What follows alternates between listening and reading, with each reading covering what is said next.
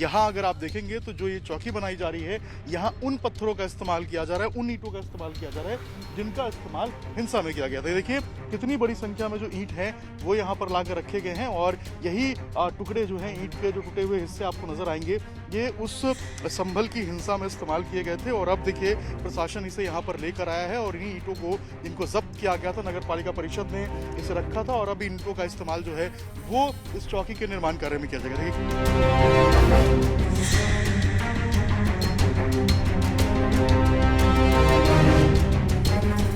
24 नवंबर को संभल में हुई हिंसा के बाद संभल के अंदर 38 चौकियों का निर्माण कार्य जारी है। 38 जगहों को चिन्हित किया गया था और उसके बाद वहां पर चौकी बनाने का जो काम है उसको शुरू कर दिया गया है। लेकिन 3 चौकी ऐसी हैं जिनका निर्माण कार्य जोरों पे चल रहा है और जो काफी अहम भी हैं।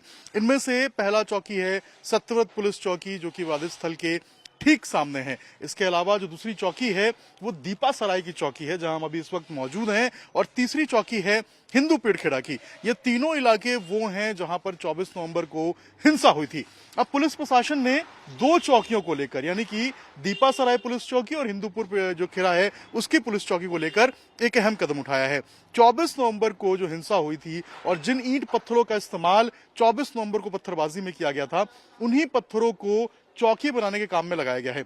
ये देखिए दीपा सराय का इलाका है और दीपा सराय के इलाके में ये चौकी निर्माण कार्य है वो जोरों पे चल रहा है। नींव डालने का काम शुरू कर दिया गया है। इसके अलावा जो मिट्टी है वो खोद दी गई है और अब जो बाउंड्रीज हैं उसको बनाने का काम शुरू हो जाएगा। लेकिन सबसे अहम है, क्योंकि यहाँ से जो सांसद जियाउर रहमान हैं, जो कि इस हिंसा में जो है वो आरोपी बनाया गया था, जिनको उनका घर यहाँ से महज 200-300 मीटर की दूरी पर ही है। और यहाँ अगर आप देखेंगे तो जो ये चौकी बनाई जा रही है, यहाँ उन पत्थरों का इस्तेमाल किया जा रहा है, उन ईंटों का इस्तेमाल किया जा रहा है जिनका इस्तेमाल हिंसा में किया गया था। देखिए कितनी बड़ी संख्या में जो ईंट हैं वो यहाँ पर लाकर रखे गए हैं और यही टुकड़े जो हैं ईंट के जो टूटे हुए हिस्से आपको नजर आएंगे, ये उस संभल की हिंसा में इस्तेमाल किए गए थे। और अब देखिए प्रशासन इसे यहाँ पर लेकर आया है और इन्हीं ईंटों को जिनको जब्त किया गया था, नगर पालिका परिषद ने इसे रखा था और अब ईंटों का इस्तेमाल जो है वो इस चौकी के निर्माण कार्य में किया जाएगा। देखिए कितनी बड़ी संख्या में जो टुकड़े हैं ईंट के वो आपको नजर आएंगे। ये सभी वो ईंट हैं जिनका इस्तेमाल 24 नवंबर को हिंसा में किया गया था। लेकिन अब ये ईंट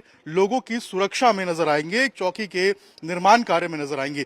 प्रशासन ने ये कदम इसलिए उठाया है क्योंकि जो इलाका है यहाँ पर शांति रहे, लोगों को कोई परेशानी ना हो, कानून व्यवस्था की स्थिति जो है उसमें किसी तरीके से कोई दिक्कत ना हो। और यही कारण है कि एक मैसेज भी प्रशासन की तरफ से देने की कोशिश की गई है कि अगर आप पत्थर चलाएंगे तो हम लोगों की सुरक्षा के लिए उस पत्थर को चौकी में लगाएंगे। ये संदेश भी साफ तौर पे प्रशासन की तरफ से दिया जा रहा है और ये भी कहा जा रहा है कि अगर कोई हिंसा में शामिल था और बचने की कोशिश करेगा तो उसे बख्शा नहीं जाएगा। जो भी संभल की कानून व्यवस्था के साथ खिलवाड़ करेगा या संभल के हालात को बिगाड़ने की कोशिश करेगा, उसे छोड़ा नहीं जाएगा। तो मैसेजिंग प्रशासन पुलिस की तरफ से बिल्कुल साफ है और चौकी का निर्माण कार्य जो है वो युद्ध स्तर पर चल रहा है। इससे पहले भी हमने देखा था सत्यव्रत पुलिस चौकी, जो कि वादित जो ढांचा है उसके ठीक सामने है और जहां पर हिंसा हुई थी वहां से महज 50 मीटर की दूरी पर वो चौकी बनाया जा रहा है। वहां भी जो निर्माण कार्य है वो 2 मंजिला पूरा कर लिया गया है। वहां पर अत्याधुनिक जो टावर्स हैं वो लगाए जा रहे हैं, जो केबल्स हैं वो बिछाए जा रहे हैं, लाइट्स लगा दी गई हैं। तो धीरे धीरे करके पुलिस प्रशासन की कोशिश है कि जल्द से जल्द जो इन चौकी हैं उनका निर्माण कराया जाए और लोगों की सुरक्षा के लिए जो ये चौकी है वो लोगों को समर्पित किया जाए। प्रशासन की तरफ से साफ कर दिया गया है कि होली में भी किसी तरीके से हुड़दंग को बर्दाश्त नहीं किया जाएगा और यही कोशिश है कि इन चौकियों को कम से कम जो टेम्परेरी बेसिस है उसके लिए इसको बना दिया जाए होली से ठीक पहले, ताकि यहाँ पे जो कंट्रोलिंग है, जो मॉनिटरिंग है वो यहाँ से किया जा सके।